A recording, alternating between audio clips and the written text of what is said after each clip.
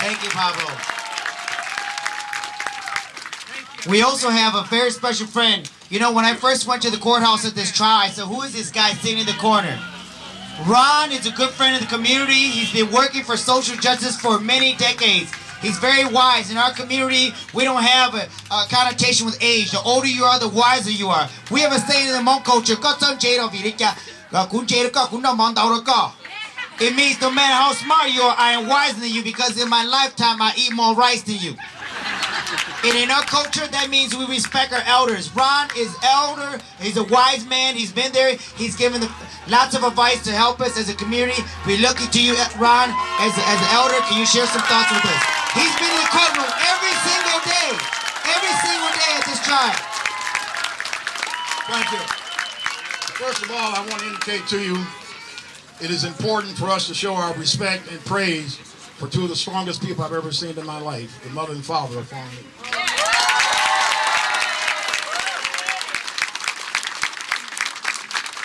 Mine will be very brief. I sat in the courtroom for 6 days, including the jury selection. What I saw was the beginning of injustice. Unfortunately, in this country, in this city, it is a common trait, the injustice against we people of color. On the 22nd of July 2006, Fong Lee was an innocent victim. On the 18th of May 2009, he was an innocent victim. Today, as we stand here, in respect for him and his family, and with disgust for the injustice that was imposed upon all communities, he is still an innocent victim. There is a sign somewhere in this crowd that calls upon the Attorney General of the United States of America, Eric Holder, to initiate an investigation. That is appropriate. Also, we call upon Congressman Keith Ellison to utilize the power of his office and to join with all communities of consciousness in asking for a federal investigation. Let us be clear, today and forever, Fong Lee was murdered by an assassin. A man who operated, and this is very important in this country to white folk, a man who operated under color of law, took Fong Lee's life in violation of all those principles that are important and sacred. It cannot be allowed to continue to happen, and justice must prevail for Fong Lee. Justice must prevail for Fong Lee! Justice must prevail for Fong Lee! Justice must prevail for Fong Lee! Justice must prevail for Fong Lee! I want to say something to the parents who don't know, just translating some of the friends who spoke.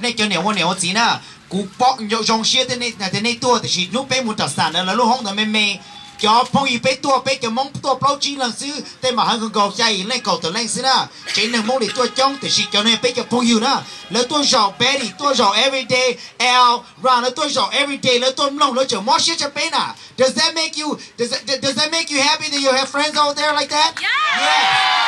So I'm so glad that we have friends out there.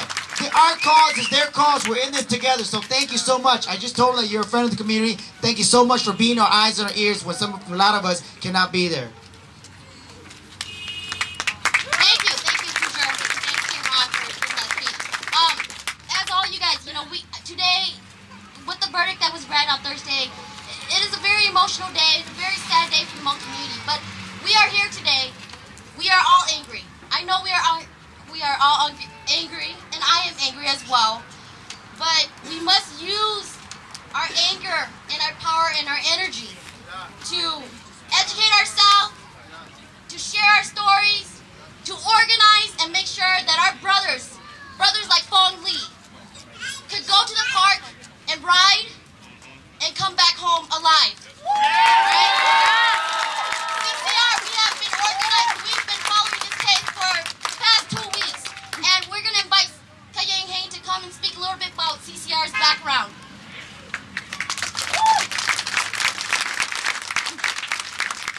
Hi. I want to let you all know that we have more than 200 people have turned out for this event within 24 hours notice.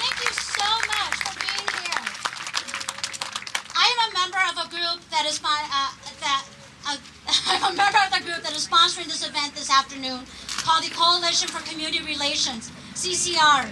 This group came together in the aftermath of the 2004 shooting and the increase in terms of racial instances that surrounded the Youa Vang case. After that case came out, after that instance came out, Hmong in Minnesota and Wisconsin have experienced tremendous amount of racism, racial attacks, increase in terms of racial epithets, and were victims of hate crimes. The community felt that it was important for us, never in the history of our community, our people, do we have an entity to come together to promote and to watch, to promote civil rights in our community, and to make sure that hate crime does not exist. And so a group of us formed and we utilized the court observation methodology and monitored the case, the Youa Vang case.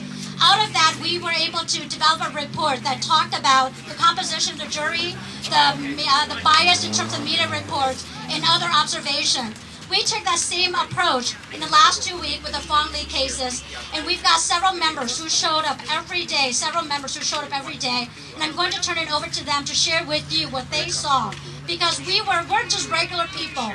We're not court experts, we're not lawyers, we're not expert witnesses. We're people who are concerned. We're concerned citizens, and we want to make sure that there's transparency in the legal system. And that's why we were there every day the last 2 weeks. So I'm going to invite Tunze and Pahua to come and share their reflection.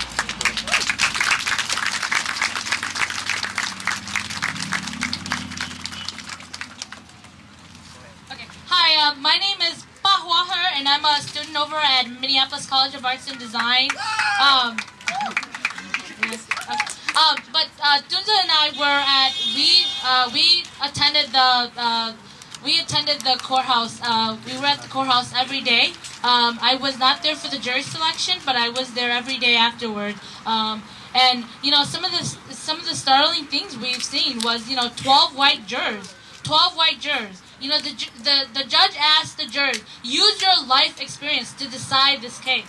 12 white jurors. How do they know what it feels like, to be chased down by the cops? How do they know what it feels like to have to have racial profiling in them? How do they know that? 12 white jurors. They're supposed to use their life experience to make this decision for us. Okay. One other thing is the judge let Fong's his alleged gang affiliation into the testimony. But Andersen also had a background too. Andersen's been cited previously before for some racial slurs that he had made, and that was not admitted into the testimony. How is that fair? How is that fair? Not fair at all. Tunze's going to come in and talk about some of the other inconsistencies with the court, some of our observations.